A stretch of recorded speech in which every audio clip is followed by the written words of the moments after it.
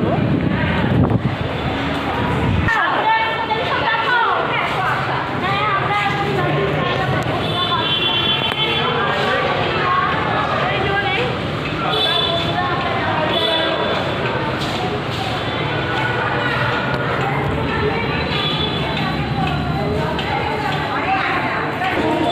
দেখুন প্রচুর মানুষ চলেছে স্কাই ওয়াক দিয়ে চলেছে প্রচুর মানুষ মন্দিরের দিকে চলছে।